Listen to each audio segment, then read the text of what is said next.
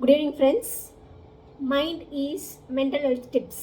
இன்றைக்கி என்ன பார்க்க போகிறோன்னா ஸ்கூல் ஹெல்த் ப்ராப்ளம்ஸ் ரிலேட்டடாக தான் நம்ம இன்றைக்கும் பார்க்க போகிறோம். முக்கியமான விஷயம் அப்படின்னா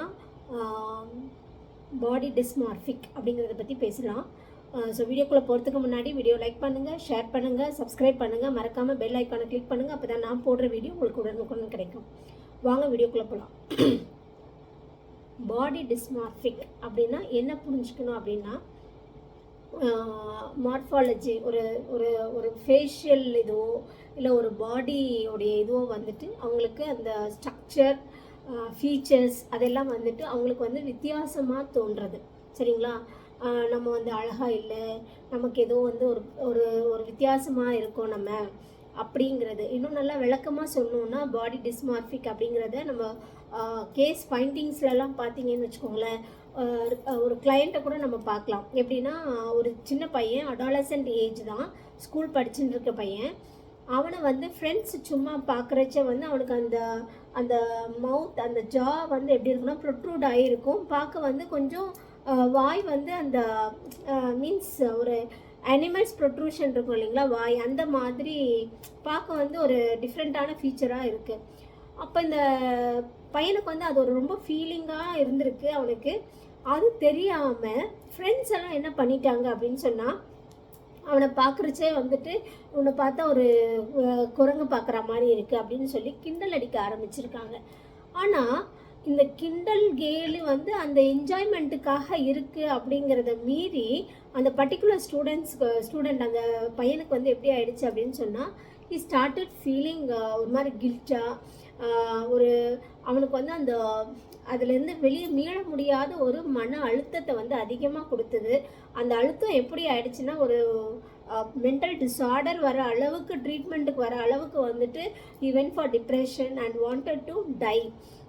பார்த்தீங்கன்னா எப்பயுமே வந்து ஒரு ஃபேஸை கவர் பண்ணிக்கிட்டே இருப்பாப்புல. சரிங்களா? இது வந்து ஒரு மென்டல் டிஸார்டர் வரைக்கும் போன ஒரு ஸ்டூடெண்ட்டோடைய கதை நம்ம பார்க்குறோம்.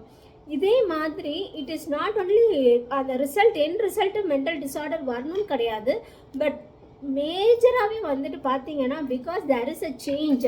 அதாவது ஒரு அடாலசன்ட் ஏஜ் குரூப்புக்கு வந்து அது ஒரு மாற்றங்கள் வரும் இல்லைங்களா. அவங்களுடைய பாடி ஸ்ட்ரக்சர் ஒரு ஹார்மோனல் சேஞ்சஸ்னால பாடி அந்த உறுப்புகளில் மாற்றங்கள் வருது அந்த குழந்தைங்களுக்கு. அதே மாதிரி அந்த வளர்ச்சியில் ஒரு மாற்றங்கள் வருது. ஸோ அந்த மாதிரி வளர்ச்சி மாற்றங்களை வந்து அவங்க அதை அண்டர்ஸ்டாண்ட் பண்ணிக்கும் போது அவங்களுக்கு அது வந்து it is playing a vital role in their life. So அதை வந்து அவங்க ஒவ்வொரு சேஞ்சஸையும் வந்துட்டு அவங்க வந்து they give more importance to their physical appearance and bodily functions, அந்த பாடி அந்த ஸ்ட்ரக்சர் ஆஃப் த பாடி இதெல்லாம் வந்துட்டு அவங்க ரொம்ப ஃபோக்கஸ் பண்ணுவாங்க. ஸோ அதை வந்து பெற்றோர்கள் கவனிக்காமல் விட்டுட்டாங்கன்னா அதுவுமே பெரிய problem in their education aspect. ஏன்னா என்னெல்லாம் பண்ணுவாங்க, பாடிலி டிஸ்மார்ஃபிக்காக இருக்கிறவங்க என்னெல்லாம் பண்ணுவாங்க அப்படின்னா, அவங்களுக்கு வந்து சம்டைம்ஸ் நான் இப்படி இருக்கேன்னு முகத்தை ஒரு 4 தடவை 5 தடவை அவங்களுடைய பாடி ஸ்ட்ரக்சரை பார்த்துட்டு இது பண்ணுறது. அப்புறம் அவங்களுக்குள்ளேயே வந்து ஒரு தாழ்வு மனப்பான்மையை உண்டு பண்ணிக்கிறது. நான் வந்து நல்லாவே இல்லை, எனக்கு வந்து ரொம்ப மற்றவங்க எல்லாரையும் பார்க்குறச்சே வந்து நான் அவங்கெல்லாம் விட வித்தியாசமாக இருக்கேன், ஐ எம் நாட் அவங்களுக்கு தகுதியான அளவில் நான் இல்லை அப்படிங்கிற அவங்களா நினச்சிட்டு உள்ளுக்குள்ளே அந்த அழுத்தத்தை வர வச்சுப்பாங்க. ஸோ எல்லார்கிட்டையும் போய் நான் எப்படி இருக்கேன்னு கேட்குறது, நம்மளை ஒருத்தவங்க பார்க்குறச்சே நம்மளை எப்படி வந்து நம்மளுடைய அப்பியரன்ஸ்க்கு இம்பார்ட்டன்ஸ் கொடுத்து அதை பற்றி எதனா சொல்கிறாங்களா அப்படிங்கிற ஒரு க்யூரியாசிட்டி டெவலப் பண்ணிக்கிறது. இப்போ யாராச்சும் நீ நல்லா இருக்கே அப்படின்னா கூட அவங்களால அதை வந்து அக்செப்ட் பண்ணிக்க முடியாது.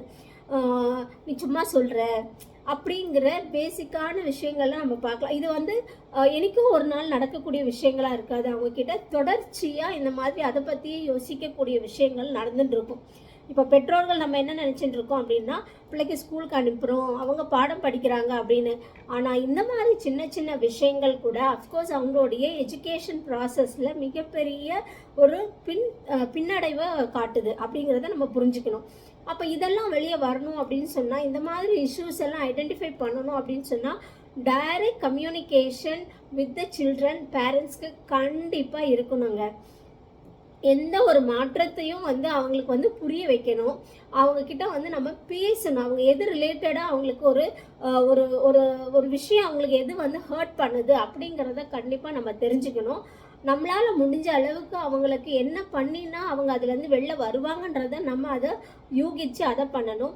அப்படி நம்மளால் முடியலன்னா அவங்களுக்கு என்ன சப்போர்ட் சிஸ்டம் வேணும், ஒரு ஹெல்த் கேர் ப்ரொவைடர் ஹாஸ்பிட்டலில் கூட்டு போய் கன்சல்ட் பண்ண வைக்கிறது, இந்த மாதிரி ஒரு ஃபீல் இருக்குது அப்படின்னு மன ரீதியான பிரச்சனைகளை கூட ரொம்ப ஈஸியாக விடாமல் அதுக்கு ரொம்ப முக்கியத்துவத்தை கொடுத்து நம்ம அவங்களுக்கு அட் த ஏர்லி பீரியடில் அவங்களுக்கு ஒரு சொல்யூஷன் கொடுத்தா அதில் அவங்க மீண்டு வரத்துக்கு வசதியாக இருக்கும். அப்படிங்கிறது தான் ரொம்ப முக்கியமான விஷயம் இன்றைக்கி நம்ம பார்க்குறோம்.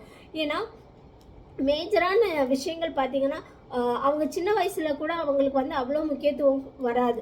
இந்த கண்ணாடி பார்க்குறது, அழகுக்கு முக்கியத்துவம் கொடுக்கறது, அவங்க வந்து அந்த அனாட்டமிக்கல் ஸ்ட்ரக்சர் லீனாக இருக்கணும், ஃபிட்டாக இருக்கணும் அப்படிங்கிறதெல்லாம் சின்ன வயசுலேருந்து வராது. பட் ஆனால் அடாலசன்ட் அடையிறாங்கன்னு வச்சுக்கோங்க, அந்த பியூபர்டல் சேஞ்சஸ் வரும்போது கண்டிப்பாக அது ஆணாக இருக்கட்டும் இல்லை பெண்ணாக இருக்கட்டும் அவங்களுக்கு அதிகமான முக்கியத்துவம் பிகாஸ் ஆஃப் ஹார்மோனல் சேஞ்சஸ் வருது. ஸோ பெற்றோர்களுக்கு இது ரொம்ப முக்கியமான ஒரு விஷயமா நம்ம பார்க்கணும் அப்படிங்கிறது தான் வேண்டுகோள்.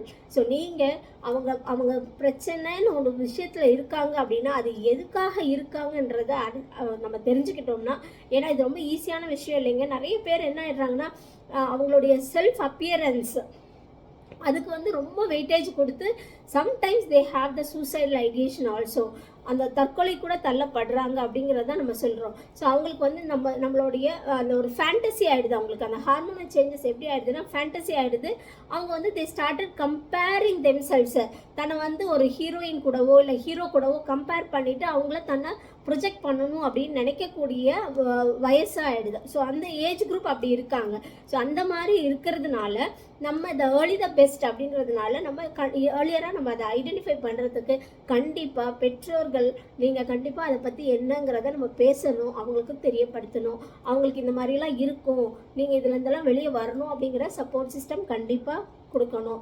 ஏன்னா இதெல்லாம் மேஜர் ப்ராப்ளம்ஸ் ஸ்கூல் கோயிங் சில்ட்ரன்ஸ்க்கு அடாலசன்ட்டில் இருக்குங்கிறது தான் நெக்ஸ்ட்டு நம்ம முக்கியமாக பார்க்க வேண்டிய டிப்ஸ். ஸோ இந்த வீடியோ உங்களுக்கு பயனுள்ளதாக இருக்கும்னு நம்புகிறோம். மேற்கொண்டு அடுத்த வீடியோவும் நம்ம ஸ்கூல் சில்ட்ரனுக்காக தான் பேச போகிறோம். So thank you so much. நன்றி.